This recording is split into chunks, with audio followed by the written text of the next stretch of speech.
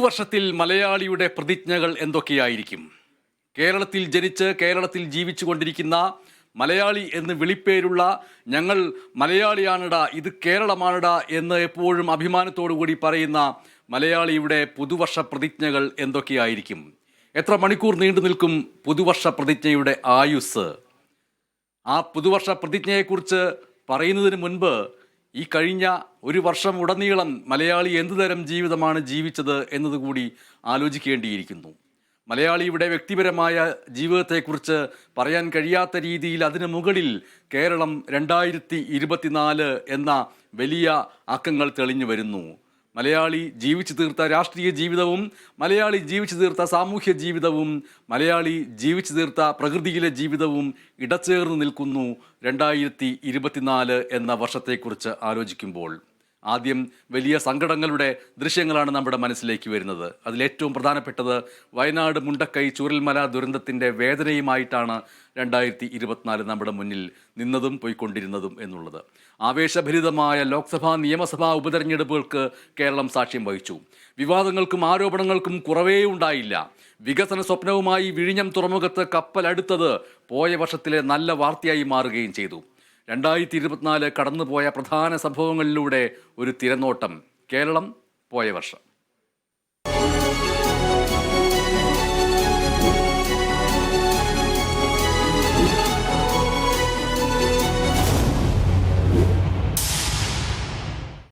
സമാനതകളില്ലാത്ത വൻ ദുരന്തം കേരളം കണ്ട വർഷമാണ് 2024. വയനാട് ചൂരൽമലയിലും മുണ്ടക്കയിലും ഉണ്ടായ ഉരുൾപൊട്ടലിൽ 400-ലധികം ജീവനുകളാണ് പൊലിഞ്ഞത്. ഇനിയും കാണാമറയത്തുള്ളത് നിരവധി പേർ. പുതുവർഷം വരുമ്പോഴും എല്ലാം നഷ്ടമായ ആ ജനത പുനരധിവാസം കാത്ത് കഴിയുകയാണ്.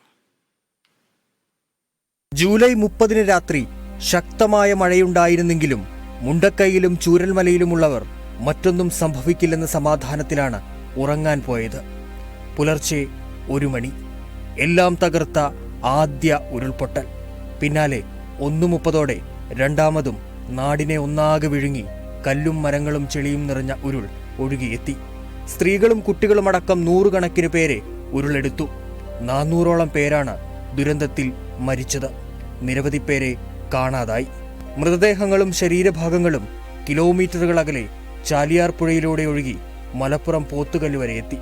ഉരുൾപൊട്ടലുണ്ടായി കുറഞ്ഞ സമയത്തിനുള്ളിലാണ് ഇവ ഇവിടെ വരെ എത്തിയത്. ഒരു ശബ്ദം കേൾക്കുന്ന ഒരു സ്ഫോടനം പോലെ ശബ്ദം കേട്ടു. അത് കഴിഞ്ഞൊരു 10 മിനിറ്റ് കഴിഞ്ഞപ്പോഴാണ് ഈ ഫ്ലൈറ്റ് വരുന്ന സൗണ്ട് കേൾക്കുന്നത്. അപ്പോൾ തന്നെ ഞാൻ അവരോട് പറഞ്ഞു, ഇതാന്ന് പുത്തുമല ഉണ്ടായത് ഇതുപോലെ തന്നെ ഉരുൾപൊട്ടലാണ്, എന്തായാലും നമുക്കിവിടെ ശ്രദ്ധിച്ച് നിൽക്കുക.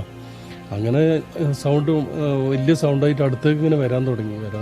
അപ്പോൾ തന്നെ നമ്മളെ കൂടെയുള്ളവർ പറഞ്ഞ്, യൂനുസ് ഹസീനൊക്കെ പറഞ്ഞവർ എല്ലാം പോയി നോക്കുക, നമ്മളെല്ലാവരും പോയിട്ടുണ്ടാവുന്നതാണ്. അങ്ങനെ പറഞ്ഞ് നിൽക്കുന്ന സമയത്താണ് ഈ ആളുകൾ കരച്ചിലും ഒച്ചപ്പാടും കൂക്കും വിളിയൊക്കെ ആയിട്ട് കുറേ ആളുകൾ ഓടി വരുന്നു.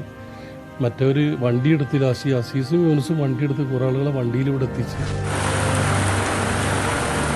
മണിക്കൂറുകൾ നീണ്ട ശ്രമത്തിനൊടുവിലാണ് രക്ഷാപ്രവർത്തകർക്ക് മുണ്ടക്കൈയിലേക്കും പുഞ്ചിരിമട്ടത്തേക്കും അട്ടമലയിലേക്കുമൊക്കെ എത്താൻ കഴിഞ്ഞത്. അപ്പോഴേക്കും ഒന്നും അവശേഷിപ്പിക്കാതെ എല്ലാം ഉരുളെടുത്തിരുന്നു. മുണ്ടക്കൈയെയും ചൂരൽമലയെയും ബന്ധിപ്പിക്കുന്ന പാലം ഒലിച്ചുപോയത് രക്ഷാപ്രവർത്തനത്തിന് തടസ്സമായി. മണ്ണുമാന്തി യന്ത്രങ്ങൾ അടക്കമുള്ള ഉപകരണങ്ങൾ എത്തിക്കാൻ കഴിയാത്തത് പ്രതിസന്ധിയായി. എന്നാൽ 40 മണിക്കൂർ വിശ്രമമില്ലാതെ കരസേന ബെയിലി പാലം നിർമ്മിച്ചതോടെ രക്ഷാപ്രവർത്തനം കൂടുതൽ ഊർജിതമായി.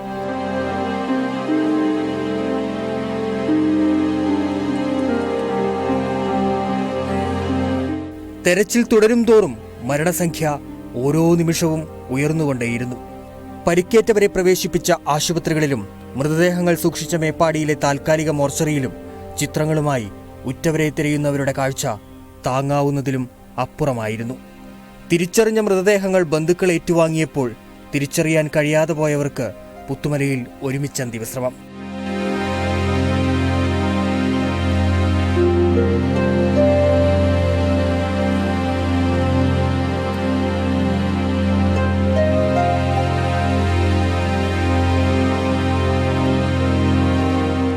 മുഖ്യമന്ത്രി പിണറായി വിജയൻ, രാഹുൽ ഗാന്ധി, പ്രിയങ്ക ഗാന്ധി എന്നിവർ ദുരന്തഭൂമിയിലെത്തി.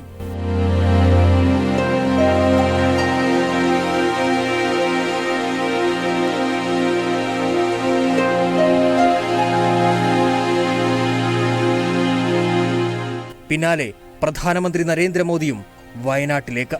ഹെലികോപ്റ്ററിൽ ദുരന്തഭൂമിയുടെ അവസ്ഥ പ്രധാനമന്ത്രി വിശദമായി കണ്ടു. തുടർന്ന് ചൂരൽമലയിലെത്തിയ പ്രധാനമന്ത്രി ഉരുൾ വിഴുങ്ങിയ ചൂരൽമലയുടെ സ്ഥിതി വിലയിരുത്തി.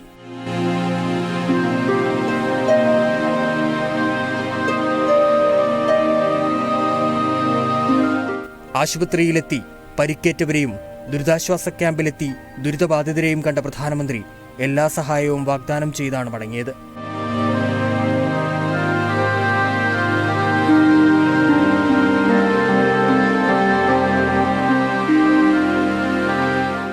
എന്നാൽ സഹായ പ്രഖ്യാപനത്തിൽ മാത്രം ഒതുങ്ങി. കേരളം ആവശ്യപ്പെട്ട പ്രത്യേക സഹായം ഇനിയും കേന്ദ്രം നൽകിയില്ല. കേസിപ്പോൾ ഹൈക്കോടതിയിൽ. ഇതിനിടെയാണ് പ്രളയകാലം മുതൽ സൈന്യം ദുരന്തമുഖങ്ങളിൽ നടത്തിയ എയർലിഫ്റ്റിംഗിന് 132.62 കോടി അടയ്ക്കണമെന്നാവശ്യപ്പെട്ട് കേന്ദ്രം കേരളത്തിന് കത്തയച്ചത്. വയനാട്ടിലെ ദുരന്തബാധിതരെ പ്രത്യേക ടൗൺഷിപ്പ് ഒരുക്കി പുനരധിവസിപ്പിക്കുമെന്നായിരുന്നു സർക്കാർ പ്രഖ്യാപനം. എന്നാൽ പുനരധിവാസവും എങ്ങുമെത്തിയില്ല. ലോകം പുതുവർഷത്തിലേക്ക് കടക്കുമ്പോൾ വയനാട്ടിലെ ആ മനുഷ്യർ ഒരു പുതുജീവിതം സ്വപ്നം കാണുന്നുണ്ട്. ആ സ്വപ്നം നിറവേറ്റപ്പെടുമോ 2025-ൽ? 2024-ൽ കേരളം ഏറ്റവും കൂടുതൽ പ്രതീക്ഷയോടെ കാത്തിരുന്നതും ആഗ്രഹിച്ചതും കോഴിക്കോട് സ്വദേശിയും ട്രക്ക് ഡ്രൈവറുമായിരുന്ന അർജുൻ്റെ തിരിച്ചുവരവിന് വേണ്ടിയായിരുന്നു. കർണാടകയിലെ ഷിരൂരിലെ മണ്ണിടിച്ചിൽ മരിച്ച അർജുൻ 2024-ൽ കേരളത്തിൻ്റെ നോവായി.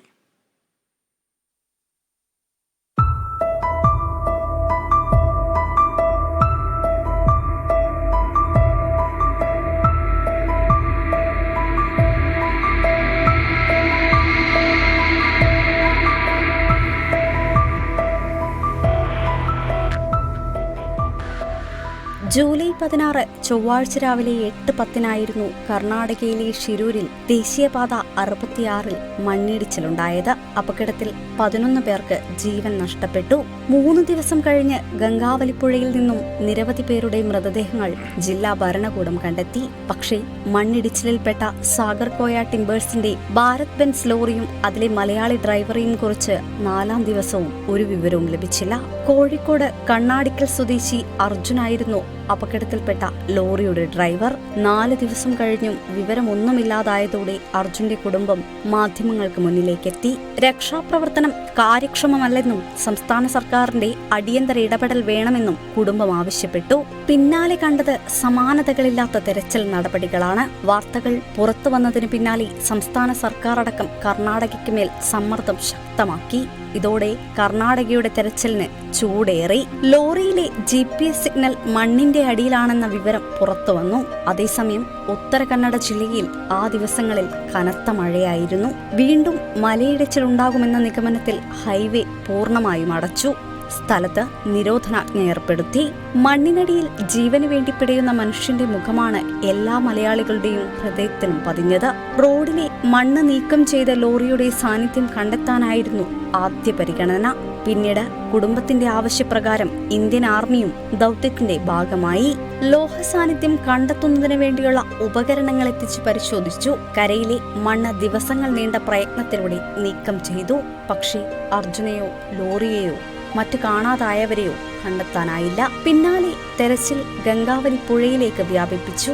എന്നാൽ ശക്തമായ കുത്തൊഴുക്ക് പ്രതിസന്ധിയായി. കനത്ത മഴ തുടരുന്ന സാഹചര്യത്തിൽ ജീവൻ പണയപ്പെടുത്തി രക്ഷാദൌത്യവുമായി മുന്നോട്ടു പോകാനാവില്ലെന്ന് ജില്ലാ ഭരണകൂടം അറിയിച്ചതിനെ തുടർന്ന് ദൌത്യം നിർത്തിവെച്ചു. 2 ആഴ്ചയ്ക്ക് ശേഷം ദൌത്യം വീണ്ടും പുനരാരംഭിച്ചു. കാണാതായവരെ ഗംഗാവലിപ്പുഴയിൽ നിന്നും കണ്ടെത്താനാകുമെന്ന പ്രതീക്ഷയിലായിരുന്നു ജില്ലാ ഭരണകൂടവും അർജുന്റെ കുടുംബവും. ഐബോർഡ് സംവിധാനത്തിൽ ലോഹ സാന്നിധ്യത്തിന്റെ സിഗ്നൽ ലഭിച്ച ഭാഗങ്ങൾ കേന്ദ്രീകരിച്ചായിരുന്നു നാവികസേനയുടെയും മുങ്ങൽ വിദഗ്ധൻ ഈശ്വർ മൽപ്പയുടെയും പരിശോധന. ഈ സമയം ഗംഗാവലിപ്പുഴയിൽ 7 നോട്ടിക്കൽ മൈൽ വേഗതയിലായിരുന്നു അടിയൊഴുക്ക്. വൃഷ്ടിപ്രദേശങ്ങളിൽ ശക്തമായ മഴ തുടർന്നിരുന്നു. 3.5 നോട്ടിക്കൽ മൈൽ വേഗതയുള്ള പുഴയിലിറങ്ങാൻ സാധിക്കില്ലെന്ന നാവികസേനയുടെ ചട്ടം പ്രതിസന്ധി സൃഷ്ടിച്ചു. പക്ഷേ ജീവൻ പണയം വെച്ചും അതിശക്തമായ കുത്തൊഴുക്കിൽ കലങ്ങിമറിയുന്ന ഗംഗാവലിപ്പുഴയിലേക്ക് മൽപ്പെ പലതവണ മുങ്ങിത്താണു. എന്നാൽ ഒന്നും കണ്ടെത്താനായില്ല. തുടർന്ന് 2ാം ഘട്ട ദൗത്യവും നിർത്തിവെച്ചു.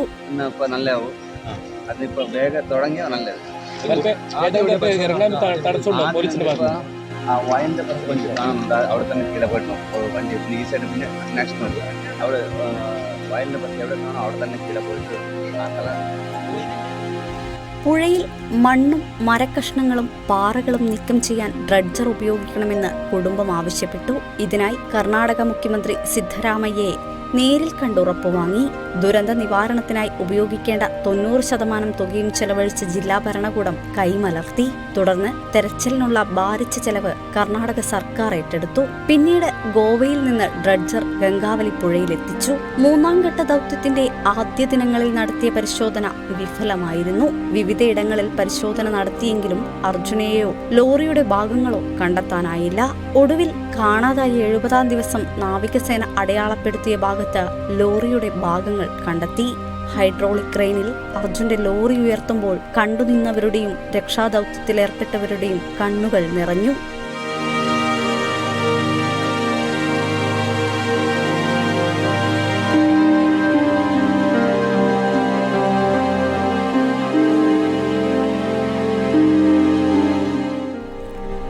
ലോറിയുടെ ക്യാബിനിൽ തന്റെ മകനായി അർജുൻ കരുതിയ കുട്ടി വണ്ടി ഷിരൂർ ദുരന്തത്തിന്റെ നൊമ്പര കാഴ്ചയായി.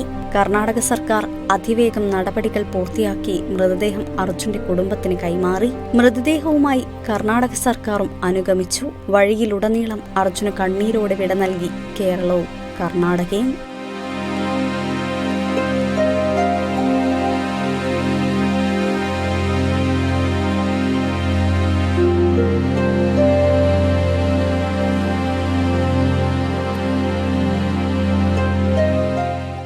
അപകടത്തിൽ സമാനതകളില്ലാത്ത ഈ പോരാട്ടത്തിന് നേതൃത്വം നൽകിയത് മറ്റാരുമല്ല, അർജുന്റെ കുടുംബം തന്നെയാണ്. വീഴ്ചകൾ ഉണ്ടായപ്പോൾ ശക്തമായി അവർ രംഗത്തെത്തി. ഈ ഒരു സംഭവം നടന്നപ്പം കർണാടകത്താണ്. അവിടുത്തെ സർക്കാരിൻ്റെ അടുത്തേക്ക് എത്രയും പെട്ടെന്ന് ഇതിൻ്റെ ഇമ്പോർട്ടൻസ് എത്തിക്കാൻ നമ്മൾ ആദ്യം പോയ ആൾ രാഘവേട്ടനാണ്. പിന്നെ നമ്മുടെ സർക്കാരാണെങ്കിലും സർക്കാരിൻ്റെ ഓരോ പ്രതിനിധികളും ദിവസവും നമ്മുടെ കൂടെ തന്നെ വരുന്നുണ്ട്. കൃഷ്ണപ്രിയ അവൾക്ക് നമ്മൾ എന്ത് കൊടുത്താലും മതിയാവില്ല. പക്ഷേ അർജുൻ എന്ന് പറഞ്ഞൊരു നഷ്ടം ആൾക്ക് തീരാ നഷ്ടമാണ്. അവൾക്കൊരു ജോലി കൊടുത്ത് നമ്മുടെ സർക്കാർ ലോകമെമ്പാടുമുള്ള എല്ലാ മലയാളി ആളുകളും നമ്മുടെ കുടുംബത്തിൻ്റെ കൂടെ നിന്നുണ്ട്. അതേപോലെ നിങ്ങൾ മീഡിയ ശിരൂരെത്തിയാലേ നമുക്ക് മീഡിയ കഷ്ടപ്പെട്ട ഒരു കാര്യം അറിയുള്ളൂ. നിങ്ങൾ ആ വെയിലാണെങ്കിലും മഴയാണെങ്കിലും ഒക്കെ പിന്നെ ഈശ്വർ മാൽപ്പെ എല്ലാ ആളുകളും എല്ലാവർക്കും ഒരൊറ്റ ലക്ഷ്യമേ ഉള്ളൂ, അർജുൻ്റെ അടുത്ത് എത്തിപ്പെടാം. ഇനി പലരും പല രീതിയിലുള്ള മാർഗങ്ങൾ സ്വീകരിച്ചു. കയ്യും മെയ്യും മറന്ന Karwar MLA Satheesh കൃഷ്ണാസയിലും Manjeshwaram MLA AKM അഷ്റഫും തുടക്കം മുതൽ ഒടുക്കം വരെ കൂടെയുണ്ടായിരുന്നു. MK രാഘവൻ MPയും മുഖ്യമന്ത്രി പിണറായി വിജയനും ഈ ദൗത്യത്തിൽ നിരന്തരം ഇടപെട്ടു. എങ്കിലും ഗംഗാവലി പുഴയുടെ ആഴങ്ങളിൽ പൊലിഞ്ഞ അർജുൻ പോയ വർഷത്തിന്റെ കണ്ണീരോർമ്മയായി. ലോക്സഭാ തെരഞ്ഞെടുപ്പിന്റെ കേളികൊട്ട് കേട്ടാണ് 2024 ഉണർന്നത്. പോരാട്ടത്തിനുള്ള രാഷ്ട്രീയ നിലമൊരുക്കൽ ജനുവരിയിൽ തന്നെ ആരംഭിച്ചു. ഏപ്രിലിൽ ആരംഭിച്ച തെരഞ്ഞെടുപ്പിൽ കേരളം UDFന്റെ കൈപ്പിടിയിൽ ഒതുങ്ങി. 20ൽ 18ഉം UDF പിടിച്ചെടുത്തു. ആലത്തൂരിൽ നിന്ന് ജയിച്ച K രാധാകൃഷ്ണനിൽ LDFന്റെ കനൽ ഒതുങ്ങി. ചരിത്രം തിരുത്തി സുരേഷ് ഗോപിയിലൂടെ തൃശൂരിൽ താമര വിരിഞ്ഞു.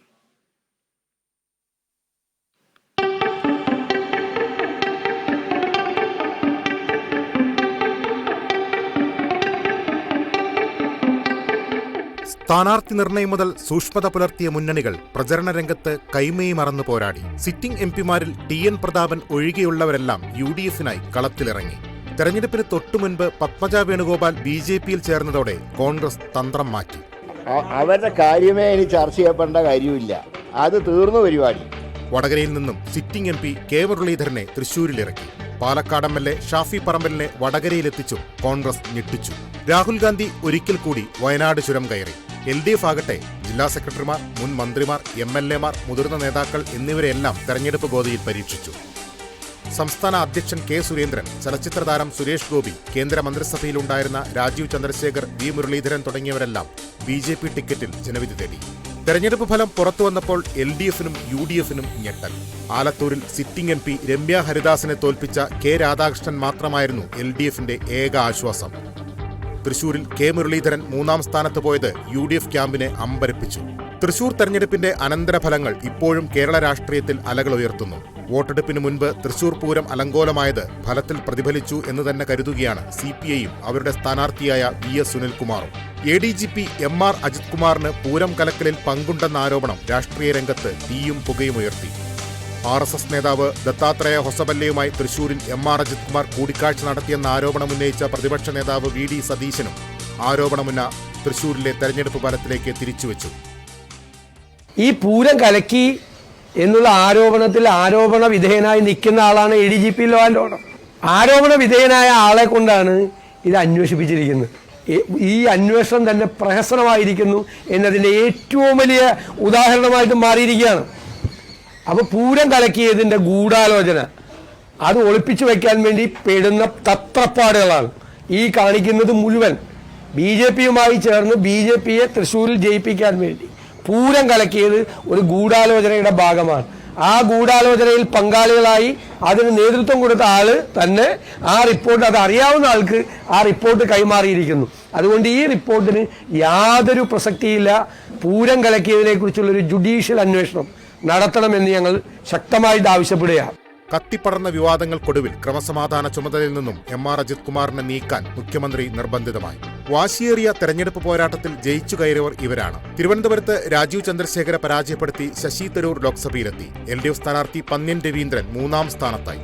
Attingal Adoor Prakash, Kollam NK Premachandran, Pathanamthitta Anto Antony, Alappuzha KC Venugopal, Kottayam Francis George, Idukki Dean Kuriakose, Ernakulam Hibi Eden, Thrissur Suresh Gopi, Palakkad VK Sreekandan, Alathur K Radhakrishnan, Malappuram ET Muhammad Basheer, Ponnani MP Abdussamad Samadani, Kozhikode MK Raghavan, Vadakara Shafi Parambil, Wayanad Rahul Gandhi, Kannur K Sudhakaran, Kasaragod Rajmohan Unnithan. വയനാടിനൊപ്പം ജയിച്ചു കയറിയ റായ്ബറേലി രാഹുൽ ഗാന്ധി നിലനിർത്തിയതോടെ ഉപതെരഞ്ഞെടുപ്പിനും കളമൊരുങ്ങി. പ്രിയങ്ക ഗാന്ധിയെ രംഗത്തിറക്കി രാഹുൽ ഗാന്ധിയേക്കാൾ ഭൂരിപക്ഷത്തിൽ UDF മണ്ഡലം നിലനിർത്തി. ലോക്സഭാ തെരഞ്ഞെടുപ്പ് ഫലം 3 മുന്നണികൾക്കും ഒട്ടേറെ രാഷ്ട്രീയ പാഠങ്ങൾ പകർന്നു നൽകുന്നതായിരുന്നു. തെരഞ്ഞെടുപ്പ് ഫലമുയർത്തിയ തീയും പുകയും ഇപ്പോഴും അടങ്ങിയിട്ടുമില്ല. കേരളത്തിൻ്റെ 2024 എന്ന വർഷത്തെക്കുറിച്ച് ആലോചിക്കുമ്പോൾ ഏറ്റവും പ്രധാനപ്പെട്ട വാക്കായി നമ്മുടെ മുന്നിൽ നിറഞ്ഞു നിന്നത് ഹേമ കമ്മിറ്റി റിപ്പോർട്ടായിരുന്നു. ഒരുപക്ഷെ മലയാള ചലച്ചിത്ര മേഖലയെ പിടിച്ചുകുലുക്കിയ വർഷം കൂടിയായിരുന്നു 2024 എന്ന് പറയേണ്ടി വരും. ചലച്ചിത്ര മേഖലയിലെ സ്ത്രീകൾ നേരിടുന്ന പ്രശ്നങ്ങൾ പഠിക്കാൻ സർക്കാർ നിയോഗിച്ച ജസ്റ്റിസ് ഹേമ അധ്യക്ഷയായ കമ്മിറ്റിയുടെ റിപ്പോർട്ട് പുറത്തു വന്ന വർഷം. മലയാള സിനിമയിലെ പല വൻമരങ്ങളും ഹേമ കമ്മിറ്റി റിപ്പോർട്ട് ഉയർത്തിവിട്ട കൊടുങ്കാറ്റിൽ കടപുഴകി വീണു.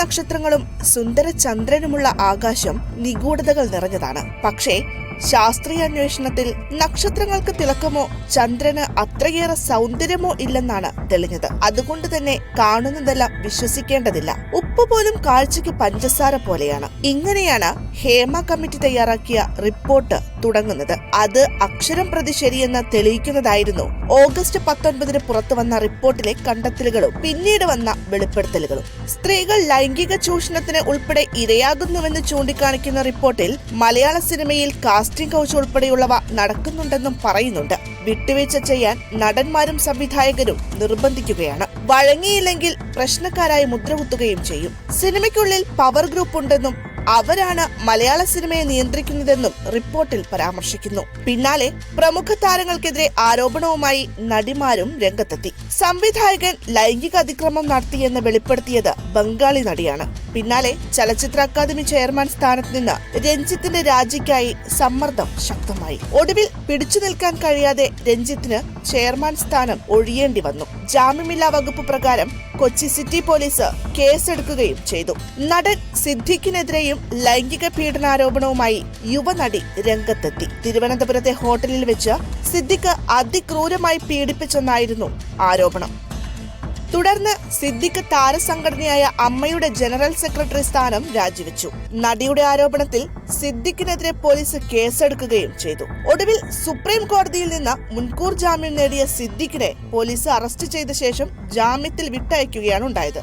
നടന്മാരായ ജയസൂര്യ, ഇടവേള ബാബു, മുകേഷ്, മണിയൻ പിള്ള രാജു എന്നിവർക്കെതിരെ ലൈംഗിക അതിക്രമ പരാതിയുമായി ആലുവ സ്വദേശിയായ നടിയും രംഗത്തെത്തി. ജനറൽ സെക്രട്ടറി അടക്കമുള്ള താരങ്ങൾക്കെതിരെ പീഡനാരോപണങ്ങൾ ഉയർന്നതോടെ താരസംഘടനയായ അമ്മ ഹേമ കമ്മിറ്റി റിപ്പോർട്ടിൽ നിലപാട് വ്യക്തമാക്കണമെന്ന ആവശ്യവും ശക്തമായി. എന്നാൽ പരസ്യ പ്രതികരണത്തിന് നേതൃത്വം തയ്യാറായില്ല. പിന്നാലെ മോഹൻലാൽ പ്രസിഡന്റായ അമ്മയുടെ 16-അംഗ കമ്മിറ്റി ഓഗസ്റ്റ് 27-ന് രാജിവെച്ചു. ഇതിനുശേഷമാണ് മോഹൻലാൽ പരസ്യ പ്രതികരണം നടത്തുന്നത്. ഇതിന് ഉത്തരം പറയേണ്ടത് മലയാള സിനിമ മൊത്തമാണ്. അപ്പോൾ ദയവ് ചെയ്ത് ഈ ഒരു ഫോക്കസ് ഞങ്ങളിലേക്ക് മാത്രമായി ഈ സിനിമ ഇൻഡസ്ട്രിയെ തകർക്കരുത് എന്നൊരു അഭിപ്രായം എനിക്കുണ്ട്. കാര്യം ഒരാൾ മാത്രം ക്രൂശിക്കപ്പെടുക അല്ലെങ്കിൽ ഒരു സംഘടന മാത്രം ക്രൂശിക്കപ്പെടുക എന്ന് പറയുന്നത് ശരിയല്ല. ഞാൻ വീണ്ടും പറയുന്നത് നിങ്ങളുടെയും കൂടെ ഉത്തരവാദിത്തമാണ്. നിങ്ങൾക്ക് എന്നെ അറിയില്ലേ, ഞങ്ങളെ അറിയില്ലേ, ഞങ്ങളെ കാണുമ്പോൾ ശരിക്കും ഞങ്ങളെ സംസാരിക്കുകയൊക്കെ ചെയ്യുന്ന ആൾക്കാരല്ലേ. ഒരു ദിവസം കൊണ്ട് ഞങ്ങൾ എന്താണ് നിങ്ങൾ കന്യന്മാരായി പോകുന്നത്? ഒരു ശുദ്ധീകരണത്തിന്, ഒരു നല്ല കാര്യത്തിന് നടക്കുന്ന ഒരു കാര്യത്തിൽ നിങ്ങൾ സഹകരിക്കുമെന്നുള്ള ചോദ്യം അത് പ്രസക്തമല്ല. ആണ്, സഹകരിക്കും. നമുക്ക് ആ കമ്മിറ്റി റിപ്പോർട്ടിൽ ആരൊക്കെയാണെന്നൊക്കെ അറിയട്ടെ. എന്നാലല്ലാതെ എൻ്റെ അടുത്ത് ചോദിച്ചാൽ ഞാൻ പവർ ഗ്രൂപ്പിൽ പെട്ട ഒരാളല്ല, എനിക്ക് അതിനെക്കുറിച്ച് അറിയില്ല. ഇങ്ങനെ അറിയുമോ എന്ന് ചോദിച്ചാൽ അങ്ങനെ ഒരു സംഭവം ഞാൻ ആദ്യമായിട്ടാണ് കേൾക്കുന്നത്.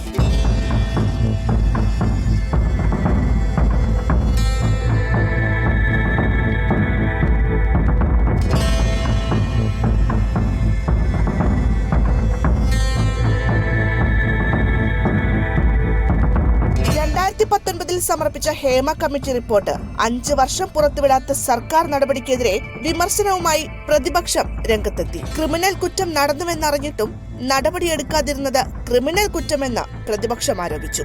അതേസമയം റിപ്പോർട്ട് മറച്ചുവെച്ചിട്ടില്ലെന്ന് മുഖ്യമന്ത്രിയും സിനിമാ മന്ത്രി സജി ചെറിയാനും പ്രതികരിച്ചു. ആരോപണങ്ങൾ അന്വേഷിക്കാൻ സർക്കാർ വനിതാ IPS ഉദ്യോഗസ്ഥർ അടങ്ങിയ പ്രത്യേക അന്വേഷണ സംഘത്തിന് രൂപം നൽകി. റിപ്പോർട്ടിൽ നടപടിയെടുക്കാത്തതിൽ ഹൈക്കോടതിയും സർക്കാരിനെതിരെ രൂക്ഷ വിമർശനം ഉയർത്തി. റിപ്പോർട്ടിന്റെ പൂർണ്ണരൂപം ഹാജരാക്കാൻ സർക്കാരിനോട് കോടതി നിർദ്ദേശിച്ചു. നിലവിൽ റിപ്പോർട്ടിലെ ഏതാനും ഭാഗങ്ങൾ മാത്രമാണ് സർക്കാർ പുറത്തുവിട്ടിട്ടുള്ളത്. അതിലും ചില പേജുകൾ ഒഴിവാക്കിയതിനെതിരെയും വിമർശനം ഉയർന്നു. ഹേമ കമ്മിറ്റി റിപ്പോർട്ട് വിതച്ച കൊടുങ്കാറ്റ് നിലവിൽ ശാന്തമാണ്. മലയാള സിനിമയുടെ ചരിത്രത്തിൽ തന്നെ ഒരു കറുത്തയേടായി 2024 മാറുമെന്നതിൽ ഒരു സംശയവുമില്ല. എല്ലാ തൊഴിലിടങ്ങളും പോലെ സുരക്ഷിതമായ തൊഴിലിടം സിനിമാ മേഖലയിലെ സ്ത്രീകളുടെയും അവകാശമാണ്, സ്വപ്നമാണ്. തിരുത്തലുകൾ ഉണ്ടാകുമെന്ന് തന്നെ പ്രതീക്ഷിക്കാം.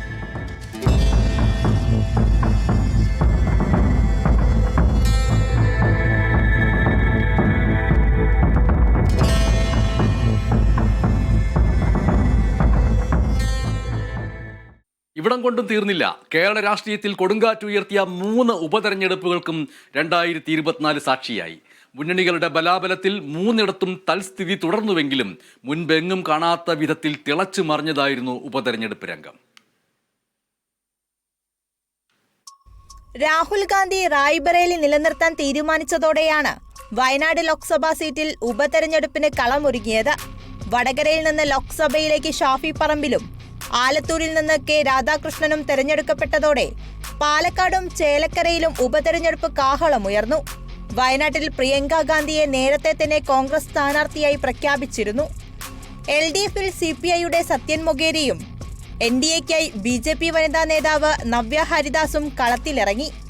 ആലത്തൂരിൽ നിന്ന് ലോക്സഭയിലേക്ക് മത്സരിച്ച് പരാജയപ്പെട്ട രമ്യ ഹരിദാസിനെ ചേലക്കരയിൽ UDF പരീക്ഷിച്ചപ്പോൾ 2016 MLA ആയിരുന്ന UR പ്രദീപിനെ LDFും രംഗത്തിറക്കി. തിരുവില്ലാമല പഞ്ചായത്ത് അംഗം K ബാലകൃഷ്ണനായിരുന്നു BJP സ്ഥാനാർത്ഥി. ചേലക്കരയിലെ സ്ഥാനാർത്ഥി നിർണയം കോൺഗ്രസിൽ പ്രതിഷേധത്തിന്റെ അലകൾ ഉയർത്തി. AICC അംഗമായിരുന്ന NK സുധീർ പാർട്ടി വിട്ടു. PV അൻവറിന്റെ സ്ഥാനാർത്ഥിയായി സുധീർ ചേലക്കരയിൽ മത്സരരംഗത്തിറങ്ങുകയും ചെയ്തു. പാലക്കാടായിരുന്നു യഥാർത്ഥ അംഗം. സ്ഥാനാർത്ഥി നിർണയം മുതൽ തുടങ്ങി വിവാദങ്ങളുടെ വേലിയേറ്റം. കോൺഗ്രസിലായിരുന്നു പൊട്ടിത്തെറി. കോൺഗ്രസ് കൂടാരം വിട്ടിറങ്ങിയ ഡോക്ടർ P സരിൻ CPMന് കൈകൊടുത്തു. LDFിന്റെ സ്വതന്ത്ര സ്ഥാനാർത്ഥിയായി സരിൻ പോരാട്ടത്തിനിറങ്ങി. നിയമസഭയിൽ പൂട്ടിപ്പോയ അക്കൗണ്ട് തുറക്കാൻ BJP രംഗത്തിറക്കിയത് C കൃഷ്ണകുമാറിനെ. സ്ഥാനാർത്ഥികളായതോടെ പാലക്കാട് സാക്ഷിയായത് അസാധാരണ രാഷ്ട്രീയ സംഭവങ്ങൾക്ക്. ഇതിനിടെ കെ മുരളീധരനെയാണ് സ്ഥാനാർത്ഥിയായി ആഗ്രഹിച്ചിരുന്നതെന്ന DCCയുടെ കത്ത് പുറത്തുവന്നത് അടുത്ത വിവാദത്തിന് തിരികൊളുത്തി. എന്നാൽ അധികം പടരാതെ വിവാദം കെടുത്താൻ കോൺഗ്രസ് നേതൃത്വത്തിന് കഴിഞ്ഞു. കൊടകര കുഴൽപ്പണ കേസ് വീണ്ടും വാർത്തകളിൽ ഇടം നേടിയപ്പോൾ അരങ്ങേറിയ പാലക്കാട്ടെ പാതിരാ നാടകം തെരഞ്ഞെടുപ്പ് രംഗത്തിന്റെ ഗതി തന്നെ മാറ്റി. കോൺഗ്രസിന്റെ വനിതാ നേതാക്കളടക്കം താമസിച്ച ഹോട്ടലിൽ കള്ളപ്പണം തേടി പോലീസ് അർദ്ധരാത്രിയിൽ നടത്തിയ റെയ്ഡ് പാലക്കാട്ടെ വിവാദ തീയിലേക്ക് എണ്ണ പകരുന്നതായി. ഒന്നും കണ്ടെത്താനാകാതെ പോലീസ് മടങ്ങിയപ്പോൾ UDF ക്യാമ്പിന് വർദ്ധിത വീര്യമായി. തെരഞ്ഞെടുപ്പ് പ്രചരണത്തിന്റെ അവസാന സീനിലാണ് സന്ദീപ് വാര്യർ താമരത്തണൽ വിട്ട് കോൺഗ്രസിന്റെ കൈപിടിച്ചത്. ഇതിനിടയിൽ വ്യാജ വോട്ടും ഇരട്ട വോട്ടുമെല്ലാം ആരോപണ പ്രത്യാരോപണങ്ങളായി രംഗം കൊഴുപ്പിച്ചു. ഒടുവിൽ കേരളം ചങ്കിടിപ്പോടെ കാത്തിരുന്ന ജനവിധി പുറത്തുവന്നപ്പോൾ രാഹുൽ മാങ്കൂട്ടത്തിൽ 18,840 വോട്ടിന് നിയമസഭയിലേക്ക് ജയിച്ചു കയറി. BJP സ്ഥാനാർത്ഥി C. കൃഷ്ണകുമാർ 2ാം സ്ഥാനത്തും LDF സ്ഥാനാർത്ഥി P. സരിൻ 3ാം സ്ഥാനത്തും ഫിനിഷ് ചെയ്തു. ചേലക്കര 12,122 വോട്ടിന്റെ ഭൂരിപക്ഷത്തിൽ UR പ്രദീപ് LDFനൊപ്പം ചേർത്തു നിർത്തി. എന്നാൽ K. രാധാകൃഷ്ണന്റെ 39,400 എന്ന ഭൂരിപക്ഷം കുത്തനെ കുറയ്ക്കാനായി എന്നാണ് UDFന്റെ ആശ്വാസം. 33,609 വോട്ട് നേടി BJPയുടെ K. ബാലകൃഷ്ണൻ മികച്ച പ്രകടനം കാഴ്ചവെച്ചു. PV അൻവറിന്റെ സ്ഥാനാർത്ഥി NK സുധീറിന് 3,920 വോട്ട് മാത്രമാണ് നേടാനായത്. വയനാട് പ്രിയങ്ക ഗാന്ധിയെ ഇരു കൈകളും ചേർത്തു പിടിച്ചു. 4,08,036 എന്ന സ്വപ്ന ഭൂരിപക്ഷം നൽകിയാണ് കന്നിയംഗത്തിൽ പ്രിയങ്കയെ വയനാട്ടുകാർ ലോക്സഭയിലേക്ക് അയച്ചത്. ഫലം വന്ന് രാഹുൽ മാങ്കൂട്ടത്തിലും UR പ്രദീപും MLA-മാരായും പ്രിയങ്ക ഗാന്ധി MP-യായും സത്യപ്രതിജ്ഞ ചെയ്തു. എന്നാൽ ഉപതെരഞ്ഞെടുപ്പിന്റെ മഴ പെയ്തു തീർന്നിട്ടും വിവാദങ്ങളുടെ മഴ പെയ്തുകൊണ്ടിരിക്കുന്നു. ഏറ്റവും ഒടുവിൽ A. വിജയരാഘവന്റെ തെരഞ്ഞെടുപ്പ് വിശകലനമാണ് വിവാദമായത്. രാഹുൽ ഗാന്ധിയും പ്രിയങ്ക ഗാന്ധിയും വിജയിച്ചത് ന്യൂനപക്ഷ വർഗീയതയുടെ തണലിലാണെന്ന പ്രസ്താവനയുടെ അലയൊലികൾ അടങ്ങിയിട്ടില്ല. എന്തായാലും 2024 ഉപതെരഞ്ഞെടുപ്പ് വരും വർഷവും തുടർ ചർച്ചകൾക്ക് വഴിമരുന്നിട്ട് തന്നെയാണ് കടന്നുപോയത്. വിവാദങ്ങളിൽ തട്ടിവീണ നേതാക്കളെയും 2024 കേരളം കണ്ടു. അവരിൽ ഏറ്റവും പ്രധാനപ്പെട്ടയാൾ CPIM നേതാവ് EP ജയരാജനാണ്. BJP നേതാക്കളുമായുള്ള കൂടിക്കാഴ്ച വിവാദത്തിന് പിന്നാലെ EP ജയരാജന് LDF കൺവീനർ സ്ഥാനം നഷ്ടമായി. ഒടുവിൽ ആത്മകഥാ വിവാദവും ജയരാജനെ തേടി വന്നു. ലോക്സഭാ തെരഞ്ഞെടുപ്പ് വേളയിലാണ് EP ജയരാജൻ കേരളത്തിന്റെ ചുമതലയുള്ള പ്രഭാരി പ്രകാശ് ജാവദേക്കറുമായി കൂടിക്കാഴ്ച നടത്തിയെന്ന ആരോപണം ഉയരുന്നത്. ഒരു പടി കൂടി കടന്ന് ജയരാജൻ BJPയിൽ ചേരാൻ ചർച്ച നടത്തിയെന്ന വെളിപ്പെടുത്തലുമായി ശോഭാ സുരേന്ദ്രനും രംഗത്തെത്തി. BJPയുടെ സ്ഥാനാർത്ഥികളെല്ലാം മികച്ചതാണെന്ന EP-യുടെ പുകഴ്ത്തലും വിവാദത്തിന് തിരികൊളുത്തി. EP-യുടെ ഭാര്യയ്ക്കും മകനും ഓഹരി പങ്കാളിത്തമുള്ള വൈദേകൻ റിസോർട്ട് മുൻ കേന്ദ്രമന്ത്രിയും തിരുവനന്തപുരത്തെ BJP സ്ഥാനാർത്ഥിയുമായിരുന്ന രാജീവ് ചന്ദ്രശേഖരന്റെ കമ്പനി ഏറ്റെടുത്തതും വിവാദം ഇരട്ടിയാക്കി. ലോക്സഭാ തെരഞ്ഞെടുപ്പിൽ പ്രതിപക്ഷം ഇത് ആയുധമാക്കി. BJP CPIM അന്തർധാര എന്ന ആരോപണം അവർ ശക്തമായി ഉന്നയിച്ചു. വൈദേകം റിസോർട്ട് അദ്ദേഹത്തിൻ്റെതാണ് എല്ലാവർക്കും അറിയാം. അവിടെ ഇൻകം ടാക്സ് റെയ്ഡ് നടക്കുകയും ED അന്വേഷണം നടത്തുക അറിയാം. അപ്പോൾ ബുദ്ധിമാനായ ജയരാജൻ അത് സെറ്റിൽ ചെയ്യാൻ വേണ്ടിയിട്ട് BJPക്കാരനായ കേന്ദ്രമന്ത്രിയായിട്ട് അതിനെ നടത്തി വിട്ടുകൊടുത്തു. അത് പറഞ്ഞാൽ ഞാൻ അദ്ദേഹത്തിൻ്റെ കുടുംബാംഗങ്ങൾക്ക് പങ്കില്ലെങ്കിൽ അദ്ദേഹത്തിൻ്റെ കുടുംബാംഗങ്ങളും എന്തിനാണ് ഈ നിരന്മയ റിസോർട്ടിന്റെ CEO അടക്കമുള്ള മിസ്റ്റർ മെച്ചാടോ അടക്കമുള്ള ആളുകളും തമ്മിൽ ഒരുമിച്ച് ഫോട്ടോ എടുത്ത് പത്രത്തിലൊക്കെ വാർത്ത കൊടുത്ത് ഇത് തമ്മിൽ മാനേജ്മെന്റ് കോൺട്രാക്ട് ഒപ്പിട്ടെന്ന് ഞാൻ തരാം. നിങ്ങൾക്ക് ആവശ്യമുണ്ടെങ്കിൽ ഞാൻ ആ ഫോട്ടോ തരാം. ആരോപണങ്ങളെല്ലാം നിഷേധിച്ച EP ജയരാജൻ എന്നാൽ ലോക്സഭാ തെരഞ്ഞെടുപ്പിന്റെ വോട്ടെണ്ണൽ ദിനത്തിൽ പ്രകാശ് ജാവദേക്കറുമായുള്ള കൂടിക്കാഴ്ച സമ്മതിച്ചു. തിരുവനന്തപുരത്തെ മകന്റെ ഫ്ളാറ്റിൽ മകന്റെ കുട്ടിയുടെ പിറന്നാൾ ആഘോഷത്തിനിടെ അപ്രതീക്ഷിതമായാണ് പ്രകാശ് ജാവദേക്കർ വന്നതെന്നായിരുന്നു വിശദീകരണം. എൻ്റെ അടുത്ത് ആകെ അദ്ദേഹം വന്നു, കണ്ടു, പരിചയപ്പെട്ട് എന്താ വന്നതെന്ന് ചോദിച്ചപ്പോൾ ഇതുവഴി പോകുമ്പോൾ നിങ്ങളെ കണ്ടത് പരിചയപ്പെടാൻ വന്നതാണ്. എങ്ങനെയുണ്ട് രാഷ്ട്രീയം? ഞാൻ പറഞ്ഞു രാഷ്ട്രീയമൊക്കെ പിന്നെ നമുക്ക് ചർച്ച ചെയ്യാം. തീർന്നു. വോട്ടെടുപ്പ് ദിവസത്തെ EP-യുടെ വെളിപ്പെടുത്തൽ തെരഞ്ഞെടുപ്പിൽ CPIM-ന് തിരിച്ചടിയായി. EP-ക്കെതിരെ നടപടി ഉണ്ടാകുമെന്ന് ഏതാണ്ട് ഈ ഘട്ടത്തിൽ ഉറപ്പായിരുന്നു. പിന്നാലെ ഓഗസ്റ്റ് 31-ന് LDF കൺവീനർ സ്ഥാനത്ത് നിന്ന് CPIM EP-യെ നീക്കി. പകരം ചുമതല TP രാമകൃഷ്ണന് നൽകി. എല്ലാം ശാന്തമായിരിക്കെയാണ് ചേലക്കരയിലെയും വയനാട്ടിലെയും ഉപതെരഞ്ഞെടുപ്പിന്റെ വോട്ടെടുപ്പ് ദിവസം EP ജയരാജന്റെ ആത്മകഥയുമായി ബന്ധപ്പെട്ട വിവാദം ഉയർന്നു വരുന്നത്. EP-യുടെ ആത്മകഥയിലെ ഭാഗങ്ങൾ എന്ന് പറഞ്ഞ് DC ബുക്സിന്റെ പേരിൽ പുറത്തു വന്ന ഭാഗങ്ങളാണ് വിവാദത്തിന് ഇടയാക്കിയത്. കട്ടൻ ചായയും പരിപ്പുവടയും എന്ന പേരിൽ വന്ന ആത്മകഥയിൽ പാർട്ടിക്കും പാലക്കാട്ടെ LDF സ്ഥാനാർത്ഥി P. സരിനുമെതിരായ വിമർശനമടക്കം ഇതിലെ ഭാഗങ്ങൾ വിവാദത്തിലായി. എന്നാൽ എല്ലാം EP ജയരാജൻ തള്ളി. താൻ ആരെയും ആത്മകഥ കേൾപ്പിച്ചിട്ടില്ലെന്നും ഇതിന് പിന്നിൽ ഗൂഢാലോചനയുണ്ടെന്നും EP ആരോപിച്ചു. സാധാരണഗതിയിൽ ഒരു പ്രസാധകർ ചെയ്യാൻ പാടില്ലാത്തതാണത്. കാരണം അതിൻ്റെ പ്രചരണം വാട്സപ്പിലൂടെ വന്നു കഴിഞ്ഞാൽ പിന്നെ അതിൻ്റെ കോപ്പികളുടെ വിൽപ്പന കുറഞ്ഞു വരില്ലേ? അപ്പോൾ തികച്ചും ആസൂത്രിതമാണത്. അതിൽ പ്രധാനമായൊരു കാര്യം തെരഞ്ഞെടുപ്പ് ദിവസമാണ്. 3 ഉപതെരഞ്ഞെടുപ്പുകൾ നടക്കുന്നു 3 മണ്ഡലങ്ങളിൽ. ആ തെരഞ്ഞെടുപ്പ് ദിവസങ്ങളിലാണ് രാവിലെ തന്നെ ഈ വാർത്ത പ്രസിദ്ധീകരിക്കുന്നത്. ഇതാദ്യം വരുന്നത് ടൈംസ് ഓഫ് ഇന്ത്യയിലാണ്. ടൈംസ് ഓഫ് ഇന്ത്യയിൽ സാധാരണഗതിയിൽ ഇത്തരമൊരു വാർത്ത ലളിതമായി വരുമോ? ഈ വാർത്ത വന്നതിൻ്റെ പിന്നിൽ ആസൂത്രിതമായ നീക്കമുണ്ട്.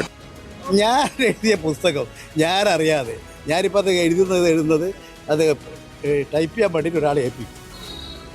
ആ പുസ്തകം ഇങ്ങനെ ഇന്ന് പ്രകാശനം ചെയ്യുക, അതായത് അതിൻ്റെ അകത്ത് ഇന്നതെന്ന കാര്യമുണ്ടെന്ന് പറഞ്ഞിട്ട് അവരുണ്ടാക്കിയതാണതല്ല. ഇന്നത്തെ വന്നിരിക്കുന്ന വാർത്തകളെല്ലാം കൃത്രിമമായിട്ട് ഉണ്ടാക്കിയതാണ്. എല്ലാം നമുക്ക് അന്വേഷിച്ച് പറയാം. ഞാൻ ഇപ്പോഴെൻ്റെ വെറും ഒരു നിരീക്ഷണത്തിൽ മാത്രം പറയുന്നത് ശരിയല്ല. പിന്നാലെ EP ജയരാജൻ DGPക്ക് പരാതി നൽകി. പരാതിയിൽ പോലീസിന്റെ പ്രാഥമിക അന്വേഷണം തുടരുകയാണ്. EP-യുടെ മൊഴി പോലീസ് രേഖപ്പെടുത്തിയിരുന്നു. EP-യുമായി കരാറില്ലെന്ന് രവി DC മൊഴി നൽകി. പിന്നാലെ പബ്ലിക്കേഷൻസ് വിഭാഗം manager AV ശ്രീകുമാറിനെ DC books suspend ചെയ്തു. പുസ്തകം പ്രസിദ്ധീകരിക്കുന്നതുമായി ബന്ധപ്പെട്ട കരാർ നടപടികളിൽ വീഴ്ചയുണ്ടായെന്ന് ചൂണ്ടിക്കാട്ടിയായിരുന്നു നടപടി. 2024 ഏറ്റവും വ്യസനകരമായ വേർപാടുകളുടെ കൂടി വർഷമാണ്. കഥയെയും കഥാപാത്രങ്ങളെയും ബാക്കിയാക്കി മലയാളത്തിൻ്റെ പ്രിയപ്പെട്ട MT വാസുദേവൻ നായർ വിട പറഞ്ഞ വർഷം. കാലാതിവർത്തിയായ കഥാപാത്രങ്ങളിലൂടെ MT ഒരുപക്ഷെ എന്നും അക്ഷരപ്രേമികളുടെ മനസ്സിൽ ജീവിക്കും.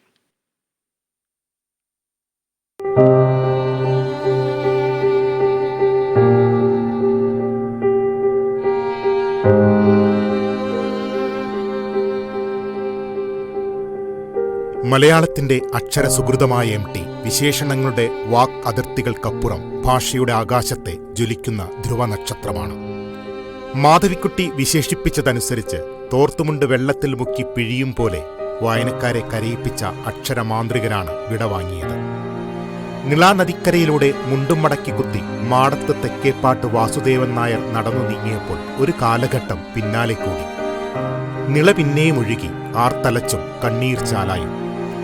MT സൃഷ്ടിച്ച കഥാപാത്രങ്ങളാകട്ടെ കാലത്തെ നോക്കി മന്ദഹസിച്ച് അനുവാചക ഹൃദയങ്ങളിൽ തുളുമ്പാതെ നിറഞ്ഞു നിൽക്കുന്നു. 1933 ജൂലൈ 15 കർക്കിടകത്തിലെ ഉത്രട്ടാതി നാളിൽ പാലക്കാട് ജില്ലയിലെ കൂടല്ലൂർ ഗ്രാമത്തിലാണ് MT ജനിച്ചത്. അച്ഛൻ നാരായണൻ നായർ സിലോണിലായിരുന്നു. അമ്മ അമ്മാളു അമ്മയുടെ തണലിൽ ദാരിദ്ര്യത്തിന്റെ കയ്പുനീർ ശരിക്കും അറിഞ്ഞ ബാല്യം. ഹൈസ്കൂൾ വിദ്യാർത്ഥിയായിരുന്ന കാലത്തു തന്നെ എഴുതി തുടങ്ങി. ലോക ചെറുകഥാ മത്സരത്തിൽ വളർത്തുമൃഗങ്ങൾ എന്ന ചെറുകഥ 1ാം സ്ഥാനം നേടുന്നതോടെയാണ് MT വാസുദേവൻ നായർ മലയാള സാഹിത്യ ലോകത്ത് ശ്രദ്ധേയനാകുന്നത്. പുസ്തകരൂപത്തിൽ പുറത്തുവന്ന ആദ്യ നോവൽ 4 കെട്ട് വായനക്കാരുടെയും നിരൂപകരുടെയും സജീവ ശ്രദ്ധ നേടി. തുടർന്ന് പുറത്തിറങ്ങിയ നിന്റെ ഓർമ്മയ്ക്ക്, ഓളവും തീരവും, ഇരുട്ടിന്റെ ആത്മാവ്, കുട്ടിയടത്തി, ബന്ധനം തുടങ്ങിയ കഥാസമാഹാരങ്ങളും അസുരവിത്ത്, മഞ്ഞ്, കാലം തുടങ്ങിയ നോവലുകളും മലയാള കഥയിൽ പുതിയ ഉണർവിനും വഴിതിരിച്ചിലുകൾക്കും കാരണമായി. 38-ൽ പരം പുസ്തകങ്ങളിലായി പരന്നുകിടക്കുകയാണ് സാർത്ഥകമായ ആ സർഗസബര്യം. 50-ൽ പരം സിനിമകൾക്ക് തിരക്കഥയെഴുതി ചലച്ചിത്ര രംഗത്തും പ്രതിഭയുടെ കയ്യൊപ്പു ചാർത്തി. മികച്ച തിരക്കഥയ്ക്ക് 4 തവണ ദേശീയ പുരസ്കാരം തേടിയെത്തി. രാഷ്ട്രപതിയുടെ സ്വർണ്ണമെഡൽ നേടിയ നിർമാല്യം എന്ന ചിത്രത്തിന്റെ സംവിധായകൻ കൂടിയാണ് MT. കോഴിക്കോട് കൊട്ടാരം റോഡിലെ സിത്താര എന്ന വീട് മലയാള സാംസ്കാരിക ലോകത്തിന്റെ തലസ്ഥാനമായത് MT ഇവിടെ എത്തിയതോടെയാണ്. ഏറെ സർഗതീരങ്ങളിലൂടെ യാത്ര പോയ ആ തൂലികയ്ക്കൊപ്പമായിരുന്നു മലയാള സാഹിത്യത്തിന്റെ മാറ്റങ്ങളുടെ സഞ്ചാരം. ജീവിത കടലാഴങ്ങളിൽ നിന്ന് അദ്ദേഹം കണ്ടെടുത്ത മുത്തും പവിഴവും അമ്മ മലയാളം എത്രയോ കാലം അക്ഷരതീരങ്ങളിൽ കാത്തിരുന്നു. MT എന്ന 2 അക്ഷരം മായാതെ മറയാതെ കാലത്തിന്റെ കുത്തൊഴുക്കുകളെ അതിജീവിച്ച് എന്നും മലയാള മനസ്സിൽ ജീവിക്കും. അക്ഷര ഭീഷ്മാചാര്യന് കണ്ണീരുപ്പ് കലർന്ന റോസാതലങ്ങളാൽ പ്രണാമം. കണ്ണൂർ ADM-ആയിരുന്ന നവീൻ ബാബുവിൻ്റെ ആത്മഹത്യയും കേരളം പോയ വർഷം ചർച്ച ചെയ്ത പ്രധാനപ്പെട്ട വിഷയമായിരുന്നു. CPIM നേതാവും കണ്ണൂർ ജില്ലാ പഞ്ചായത്ത് മുൻ പ്രസിഡന്റുമായിരുന്ന PP ദിവ്യ പ്രതിയായ കേസിൻ്റെ അലയൊലികൾ ഇനിയും അവസാനിച്ചിട്ടില്ല. 2025-ലും അത് തുടരുക തന്നെ ചെയ്യും. ചെങ്ങളായിലെ ഒരു പെട്രോൾ പമ്പിൻ്റെ NOC-യുമായിട്ട് ബന്ധപ്പെട്ടത് ആ സംരംഭകൻ എൻ്റെ മുറിയിലേക്ക് പലതവണ വന്നു. തീരുമാനമൊന്നും ആയിട്ടില്ലല്ലോ പ്രസിഡന്റ് എന്ന് പറഞ്ഞു. അപ്പോൾ ഞാൻ പറഞ്ഞു തീരുമാനമാകും, വീണ്ടും അദ്ദേഹം എൻ്റെ അടുത്ത് വന്നു. ഞാൻ എഡിയമ്മോട് പറഞ്ഞു ഇതെന്തെങ്കിലും നടക്കുമോ? അപ്പം അദ്ദേഹം പറഞ്ഞു അല്ല അതിൽ ചെറിയ പ്രശ്നമുണ്ട്, ഒരു വളവും തിരിവൊക്കെ ഉള്ളതുകൊണ്ട് NOC കൊടുക്കാൻ ഇത്തിരി പ്രയാസമാണെന്ന് അദ്ദേഹം പറഞ്ഞു. ഏതായാലും കഴിഞ്ഞ ദിവസം ഇദ്ദേഹം പോകുന്നത് കൊണ്ട് അദ്ദേഹത്തിന് NOC കിട്ടിയെന്ന് പറഞ്ഞു. ഏതായാലും നന്നായി. ആ NOC എങ്ങനെ കിട്ടി എന്നുള്ളത് എനിക്കറിയാം. ആ NOC കൊടുത്തതിന് അദ്ദേഹത്തോട് പ്രത്യേക നന്ദി പറയാനാണ് ഞാനിത്ര കഷ്ടപ്പെട്ട് ഈ സമയത്ത് നിങ്ങളുടെ പരിപാടി പങ്കെടുക്കുന്നത്. ഒക്ടോബർ 15-ന് കണ്ണൂർ കളക്ടറേറ്റിൽ നടന്ന ADM നവീൻ ബാബുവിന്റെ യാത്രയയപ്പ് ചടങ്ങിലെ കണ്ണൂർ ജില്ലാ പഞ്ചായത്ത് പ്രസിഡന്റ് PP ദിവ്യയുടെ ഈ വാക്കുകൾക്ക് പിന്നാലെയായിരുന്നു നവീൻ ബാബുവിന്റെ ആത്മഹത്യ. പെട്രോൾ പമ്പിന് NOC നൽകാൻ നവീൻ ബാബു കൈക്കൂലി ആവശ്യപ്പെട്ടു എന്നായിരുന്നു ദിവ്യയുടെ ആരോപണം. തുടർന്നാണ് കണ്ണൂരിലെ ക്വാർട്ടേഴ്സിൽ മരിച്ച നിലയിൽ ADM നവീൻ ബാബുവിനെ കണ്ടെത്തിയത്. ഇതിനു പിന്നാലെ PP ദിവ്യക്കെതിരെ വ്യാപക പ്രതിഷേധം ഉയർന്നു. സർക്കാർ ജീവനക്കാർ അടക്കം നവീൻ ബാബുവിന്റെ മരണത്തിന് ഉത്തരവാദി PP ദിവ്യ ആണെന്ന് ആരോപിച്ചു. പിന്നാലെ ദിവ്യക്കെതിരെ പോലീസ് ആത്മഹത്യാ പ്രേരണ കുറ്റം ചുമത്തി കേസെടുത്തു. ദിവ്യക്കെതിരെ വൻ പ്രതിഷേധം ഉയർന്നു.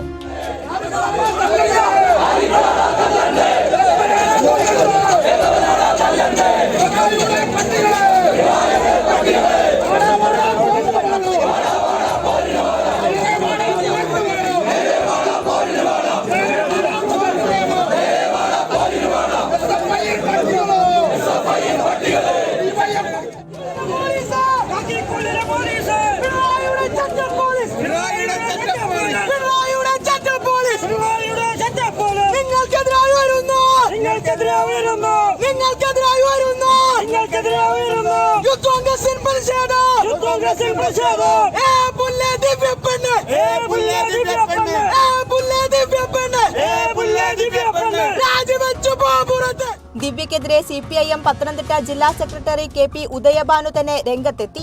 നവീന കുടുംബത്തെ സഹായിക്കുകയും ദിവ്യയെ സംരക്ഷിക്കുകയും ചെയ്യാന്ന് പറയുന്നത് നമുക്കൊരിക്കലും അത് ഏത് സംഘടന എടുത്താലും അത് അംഗീകരിക്കാൻ കഴിയത്തില്ല. പല കോണുകളിൽ നിന്ന് പ്രതിഷേധം ശക്തമായതോടെ PP ദിവ്യ കണ്ണൂർ ജില്ലാ പഞ്ചായത്ത് പ്രസിഡന്റ് സ്ഥാനം രാജിവെച്ചു. CPIM കണ്ണൂർ ജില്ലാ നേതൃത്വത്തിന്റെ നിർദ്ദേശത്തെ തുടർന്നായിരുന്നു രാജി. പിന്നാലെ ദിവ്യ ഒളിവിൽ പോകുകയും ചെയ്തു.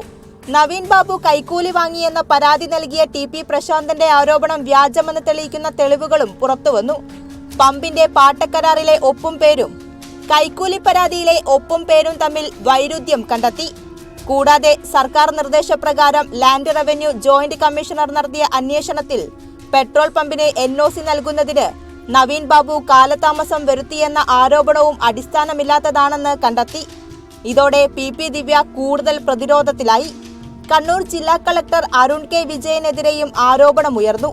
യാത്രയയപ്പ് പരിപാടിയിലേക്ക് ദിവ്യ എത്തിയത് കളക്ടർ ക്ഷണിച്ചിട്ടെന്നായിരുന്നു ആരോപണം. ഇവിടെ നടന്നിട്ടുള്ള മരണം അത് വളരെ അൺഫോർച്ചുനേറ്റ് ആണ്. ഈ പ്രോഗ്രാം നടത്തുന്നത് കളക്ടറല്ല, അത് സ്റ്റാഫ് കൗൺസിലാണ്. അപ്പോൾ അവരായിട്ട് നിങ്ങൾക്ക് വെരിഫൈ ആവുന്നതാണ് അതിൻ്റെ കാര്യങ്ങൾ. ഞാനായിട്ട് അതിലൊരു കമൻറ്റ് പറയുന്നില്ല. അതൊരു പബ്ലിക് ഫംഗ്ഷനാണ്, അതിൻ്റെ ഓൾറെഡി ഐറ്റിനറികളാണ്, അതിൻ്റെ റെക്കോർഡ്സ് നിങ്ങൾക്ക് ചെക്ക് ചെയ്യാം. അതുകൊണ്ട് ഓൾറെഡി ഫംഗ്ഷനുണ്ട്, ഫംഗ്ഷൻ പങ്കെടുത്തിട്ടുണ്ട്. പറഞ്ഞല്ലോ ഞാൻ ഈ കാര്യത്തിൽ ഇതൊരു ഇൻവെസ്റ്റിഗേഷനുള്ള മാറ്ററാണ്. അപ്പോൾ ഇൻവെസ്റ്റിഗേഷനിൽ നിൽക്കുന്ന മാറ്ററിൽ ഒരു ഓഫീസർ എന്നുള്ള രീതിയിൽ അത് കമൻറ്റ് ചെയ്യാനുള്ള ബുദ്ധിമുട്ടാണ്. കത്ത് കൊടുത്തത് ഫാമിലിയോടുള്ള അവരോടുള്ള ഒരു എമ്പതി കാരണം കൊണ്ടാണ്. ഞാൻ അവർക്കുള്ള വിഷമത്തോടു കൂടി തന്നെ ഞാൻ കൂടെ നിൽക്കുന്നു എന്നുള്ളത് എനിക്ക് ഉറപ്പുള്ളതുകൊണ്ടാണ്. ലീവ് അപ്ലിക്കേഷൻ്റെ കാര്യം അതെല്ലാം ഗവൺമെൻറ്റാണ് തീരുമാനിക്കേണ്ടത്. എൻ്റെ പ്രിലിമിനറി റിപ്പോർട്ട് ഞാൻ കൊടുത്തു. അതിൽ ഡീറ്റെയിൽഡ് റിപ്പോർട്ടിന് അഡീഷണൽ LRC വരുന്നുണ്ട്. ദിവ്യയെ അറസ്റ്റ് ചെയ്യാത്ത സർക്കാർ നടപടിക്കെതിരെ പ്രതിപക്ഷം രംഗത്തെത്തി. നവീൻ ബാബുവിന്റെ കുടുംബത്തിന് ഒപ്പമാണെന്ന് പറയുകയും ദിവ്യയെ സംരക്ഷിക്കുകയും ചെയ്യുകയാണെന്ന് പ്രതിപക്ഷം ആരോപിച്ചു. PP ദിവ്യയുടെ കേസിൽ പോലീസും സർക്കാരും പൂർണ്ണമായി ഈ പ്രതിയോടൊപ്പമാണ്. എന്തെല്ലാം നാടകമാണ് അവരെ അറസ്റ്റ് ചെയ്തുകൊണ്ട് നടത്തിയത്. ഇപ്പോൾ കളക്ടറെ കൊണ്ട് പറയിപ്പിച്ചിട്ടൊരു പുതിയ കേസ് ഉണ്ടാക്കാൻ നോക്കുക. ആദ്യം അദ്ദേഹം മരിച്ചു, എല്ലാവരും ഞെട്ടി. അപ്പോൾ ഒരു വ്യാജരേഖ ഉണ്ടാക്കി. AKG സെൻറ്ററിലാണ് ആ വ്യാജരേഖ ഉണ്ടാക്കിയത്. മുഖ്യമന്ത്രിയുടെ ഓഫീസിലെ ഉപജാപക സംഘത്തിൻ്റെ അനുമതിയോടുകൂടി വ്യാജരേഖയുണ്ടാക്കി ഇയാൾ അഴിമതിക്കാരനാണ് എന്ന് എസ്റ്റാബ്ലിഷ് ചെയ്യാൻ നോക്കി. അതിനുശേഷം കളക്ടർ റവന്യൂ വകുപ്പിന് കൊടുത്ത റിപ്പോർട്ടിലോ അവിടുത്തെ ശ്രീമതി ഗീത IAS അന്വേഷിച്ച റിപ്പോർട്ടിലോ ഒന്നും പറയാത്ത മൊഴി കളക്ടർ പോലീസിന് കൊടുത്തു എന്നാണ് പറയുന്നത്. അതായത് എനിക്ക് തെറ്റുപറ്റിയെന്ന് ഇദ്ദേഹം പറഞ്ഞു വന്നു. അത് കള്ളമൊഴിയാണ്. കാരണം മുഖ്യമന്ത്രിയെ കണ്ടതിന് ശേഷം, കളക്ടർ കണ്ടതിന് ശേഷമാണ് ഇങ്ങനൊരു മൊഴി കളക്ടർ കൊടുത്തിരിക്കുന്നത്. ഇതിനിടെ ദിവ്യ മുൻകൂർ ജാമ്യാപേക്ഷയുമായി കണ്ണൂർ തലശ്ശേരി സെഷൻസ് കോടതിയെ സമീപിച്ചു. എന്നാൽ മുൻകൂർ ജാമ്യാപേക്ഷ കോടതി തള്ളിയതോടെ കേസിൽ PP ദിവ്യയെ പോലീസ് അറസ്റ്റ് ചെയ്തു. കണ്ണപുരം സ്റ്റേഷനിൽ കീഴടങ്ങാൻ എത്തുന്നതിനിടെ വഴിയിൽ വെച്ച് കസ്റ്റഡിയിലെടുക്കുകയായിരുന്നുവെന്നാണ് പോലീസ് ഭാഷ്യം. 2 ആഴ്ചയോളം റിമാൻഡിൽ കഴിഞ്ഞ ദിവ്യയ്ക്ക് ജാമ്യം. ഇതിനിടെ ജില്ലാ കമ്മിറ്റിയിൽ നിന്നടക്കം തെരഞ്ഞെടുക്കപ്പെട്ട എല്ലാ പദവികളിൽ നിന്നും ദിവ്യയെ CPIM നീക്കി. നിലവിൽ നവീൻ ബാബുവിന്റെ മരണത്തിൽ CBI അന്വേഷണം ആവശ്യപ്പെട്ട് ഹൈക്കോടതിയെ സമീപിച്ചിരിക്കുകയാണ് കുടുംബം. 2025 നമ്മൾക്ക് ഇനി അദ്ദേഹത്തെ കാണാൻ കഴിയില്ല. ആരെ? ആ നിവർന്നുള്ള നിൽപ്പ്, ചുവന്ന് തുടുത്ത് റോസാപ്പൂ പോലെയുള്ള മുഖം, അതിൽ ദേഷ്യം വരുമ്പോൾ ചോര ഇരച്ചു വരുന്നത്, എന്തോ പിണക്കത്തിലെന്ന പോലെ എപ്പോഴും വീർപ്പിച്ചു വെച്ച മുഖം, ഗവർണർ ആരിഫ് മുഹമ്മദ് ഖാന്റെ മുഖം. സംഭവബഹുലമായ 5 വർഷങ്ങൾക്ക് ശേഷം കേരള ഗവർണർ ആരിഫ് മുഹമ്മദ് ഖാൻ സ്ഥാനമൊഴിഞ്ഞ വർഷം കൂടിയാണ് കടന്നുപോയത്. മുൻ വർഷങ്ങളിലെ പോലെ തന്നെ ഗവർണറും സർക്കാരും തമ്മിൽ പോയ വർഷവും ഏറ്റുമുട്ടൽ ശക്തമായിരുന്നു. ആരിഫ് മുഹമ്മദ് ഖാന് പകരമെത്തുന്ന രാജേന്ദ്ര വിശ്വനാഥ് അർലേക്കറും സർക്കാരുമായുള്ള ബന്ധം എങ്ങനെയാകുമെന്നാണ് ഇനി അറിയേണ്ടത്.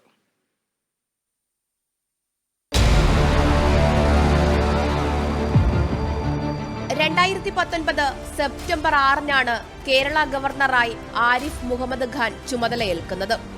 2 പിണറായി സർക്കാരുകളുടെ കാലത്തായി 5 വർഷത്തിലേറെ കേരള ഗവർണർ പദവിയിൽ. പക്ഷേ സ്വീകരണം നൽകിയപ്പോൾ ഉണ്ടായിരുന്ന പുഞ്ചിരിയും ഹസ്തദാനവും പിന്നീടങ്ങോട്ട് മുഖ്യമന്ത്രിക്കും ഗവർണർക്കുമിടയിൽ പതിയെ ഇല്ലാതായി.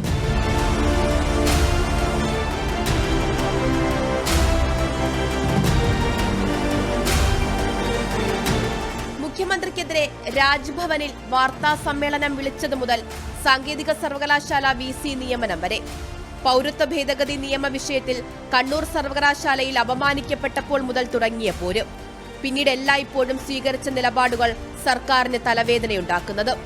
പൊതുവേദിയിൽ പരസ്പരം പിണങ്ങി മുഖം കൊടുക്കാതെ മുഖ്യമന്ത്രിയും ഗവർണറും ഇരുന്ന കാഴ്ചയ്ക്കും നമ്മൾ സാക്ഷിയായി.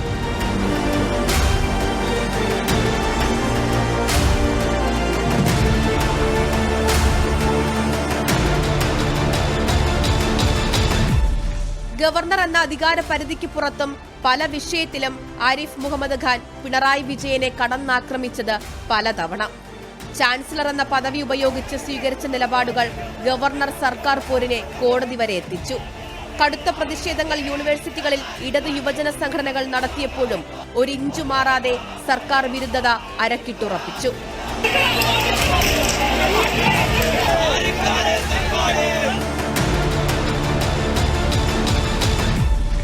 സംസ്ഥാന സർക്കാരുമായി എല്ലാ കാലത്തും ഇടഞ്ഞു നിന്ന ഗവർണർ പൊതുവഴിയിൽ സർക്കാരിനെയും CPM അനുകൂല യുവജന സംഘടനയെയും പരസ്യമായി വിമർശിച്ച് പ്രതിഷേധിച്ച ഗവർണർ. കേരള ചരിത്രം ഇതുവരെ കണ്ടിട്ടില്ലാത്ത കണക്കറ്റ സർക്കാർ ഗവർണർ പോരുകൾക്കാണ് ഈ മാറ്റം വിരാമമിടുന്നത്. പ്രതിപക്ഷത്തിനും ഒരുപടി മേലെ വിമർശന വിരൽ ചൂണ്ടിയ ആരിഫ് മുഹമ്മദ് ഖാൻ ബീഹാറിലേക്ക് മാറുമ്പോൾ സംസ്ഥാന സർക്കാരിന് തെല്ലൊന്നാശ്വസിക്കാം. എന്നിരുന്നാലും പകരമെത്തുന്ന രാജേന്ദ്ര വിശ്വനാഥ് അർലേക്കറിന്റെ രാഷ്ട്രീയ പശ്ചാത്തലം സർക്കാരിന് അത്രത്തോളം ആശ്വസിക്കാൻ വക നൽകുന്നതല്ല എന്നതാണ് യാഥാർത്ഥ്യം. 2024 ഏറ്റവും അധികം നിറഞ്ഞു നിന്നത് ചില രാഷ്ട്രീയ കുറ്റകൃത്യ വാർത്തകൾ കൂടിയായിരുന്നു. കേരളത്തെ പിടിച്ചുകുലുക്കിയ കാസർഗോഡ് പെരിയയിലെ യൂത്ത് കോൺഗ്രസ് പ്രവർത്തകരായ ശരത് ലാലിന്റെയും കൃപേഷിന്റെയും കൊലപാതക കേസിൽ വിധി വന്നതും പോയ വർഷത്തിലാണ്. കേസിൽ CPIM നേതാവും ഉദുമ മുൻ MLAയുമായ KV കുഞ്ഞിരാമൻ അടക്കം 14 പ്രതികളെ കുറ്റക്കാരാണെന്ന് കൊച്ചിയിലെ CBI കോടതി കണ്ടെത്തി. 10 പ്രതികളെ വെറുതെ വിട്ടു. 1 മുതൽ 8 വരെയുള്ള പ്രതികൾക്കെതിരെ കൊലപാതക കുറ്റവും ഗൂഢാലോചനയും തെളിഞ്ഞു. CPIM പെരിയ ലോക്കൽ കമ്മിറ്റി മുൻ അംഗം A പീതാംബരനാണ് 1-ാം പ്രതി.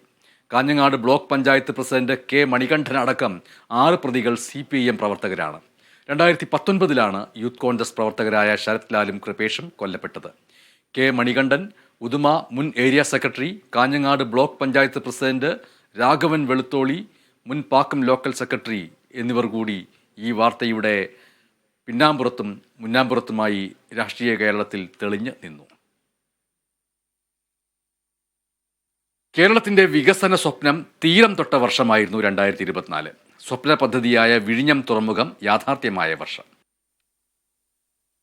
2024 ജൂലൈ 12 കേരളത്തിന്റെ വികസന ചരിത്രത്തിൽ അടയാളപ്പെടുത്തിയ ദിവസം. കേരളത്തിന്റെ സ്വപ്ന പദ്ധതിയുമായി ലോകത്തെ ഏറ്റവും വലിയ ചരക്ക് കപ്പലുകളിൽ ഒന്നായ സാൻ ഫെർണാണ്ടോ വിഴിഞ്ഞം തുറമുഖത്തിന്റെ തീരം തൊട്ടു.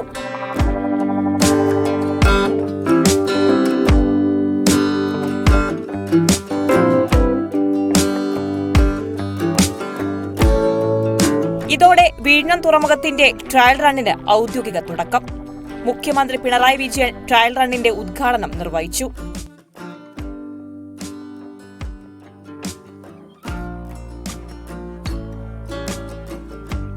മദർഷിപ്പുകൾ ഇങ്ങോട്ടേക്ക് ധാരാളമായി വരാനാണ് പോകുന്നത്. ഇവിടെ ലോകത്തിലെ തന്നെ ഏറ്റവും വലിയ കപ്പലുകൾക്ക് ബർത്ത് ചെയ്യാൻ കഴിയുന്ന ഇടമായി വിഴിഞ്ഞം മാറുന്നു എന്നതാണ് വലിയ പ്രത്യേകത. 2000-ഓളം കണ്ടെയ്നറുകളുമായാണ് സാൻ ഫെർണാണ്ടോ വിഴിഞ്ഞത്തെത്തിയത്. കപ്പലിൽ നിന്നിറക്കിയ കണ്ടെയ്നറുകൾ ചെറിയ കപ്പലുകളിൽ മറ്റു തുറമുഖങ്ങളിലേക്ക് കൊണ്ടുപോയി. പിന്നാലെ വീണ്ടും കൂറ്റൻ മദർഷിപ്പുകൾ കണ്ടെയ്നറുകളുമായി വിഴിഞ്ഞത്തെത്തി. ഡിസംബറിൽ 3 മാസം നീണ്ട ട്രയൽ റൺ പൂർത്തിയായി. 1.47 ലക്ഷം കണ്ടെയ്നറുകളാണ് ട്രയൽ റണ്ണിൽ വിഴിഞ്ഞത്ത് കൈകാര്യം ചെയ്തത്. 70ഓളം കമ്പനികളുടെ കപ്പലുകൾ വിഴിഞ്ഞത്തെത്തി. അങ്ങനെ നിർമ്മാണത്തിന്റെ 1ാം ഘട്ടം പൂർത്തിയാക്കി വിഴിഞ്ഞം തുറമുഖം വാണിജ്യാടിസ്ഥാനത്തിലുള്ള പ്രവർത്തനം തുടങ്ങി. നിലവിൽ 10 ലക്ഷം കണ്ടെയ്നറുകൾ കൈകാര്യം ചെയ്യാനുള്ള ശേഷി തുറമുഖത്തിനുണ്ട്. എല്ലാ ഘട്ടങ്ങളും പൂർത്തിയാകുന്നതോടെ ഇത് 30 ലക്ഷമായി ഉയരും. ട്രയൽ റണ്ണുമായി ബന്ധപ്പെട്ട് വിവാദവും ഉയർന്നു. ഔദ്യോഗിക ചടങ്ങിലേക്ക് പ്രതിപക്ഷ നേതാവിനെ ക്ഷണിച്ചില്ല. ഇത് വിവാദമായി. ഉമ്മൻചാണ്ടി സർക്കാരിന്റെ കാലത്താണ് പദ്ധതിക്ക് തുടക്കം കുറിച്ചതെന്നും UDFന്റെ കുഞ്ഞെന്നും പ്രതിപക്ഷം. ഉമ്മൻചാണ്ടിയുടെ ഒരു വിഷനാണ് യഥാർത്ഥത്തിൽ വിഴിഞ്ഞം തുറമുഖം. കേരളത്തിലെ ഈ വികസന സ്വപ്നം യാഥാർത്ഥ്യമാക്കിയതിൽ, സാക്ഷാത്കരിച്ചതിൽ ഉമ്മൻചാണ്ടിയുടെ ഒരു ദൃഢനിശ്ചയമുണ്ട്. അക്ഷരാർത്ഥത്തിൽ വിഴിഞ്ഞം തുറമുഖം ഉമ്മൻചാണ്ടിയുടെ ബേബിയാണ്, UDFന്റെ ബേബിയാണ്. ആ കാര്യത്തിൽ ആർക്കും ഒരു തർക്കവും വേണ്ട. ഉമ്മൻചാണ്ടിയുടെ പ്രതിനിധിയായ യഥാർത്ഥത്തിൽ പ്രതിപക്ഷത്തിന്റെ നേതാവിനെയും ശശി തരൂരിനെയും ക്ഷണിക്കേണ്ടതായിരുന്നു. അതിനുള്ള പ്രതിഷേധം ഞങ്ങൾ രേഖപ്പെടുത്തുന്നു. വിവാദങ്ങളും പ്രതിഷേധങ്ങളും നിറഞ്ഞ ഒരു കാലം പിന്നിട്ട് വിഴിഞ്ഞം കേരളത്തിന്റെ വികസന സ്വപ്ന കപ്പലായി കുതിക്കാനുള്ള ഒരുക്കത്തിലാണ്.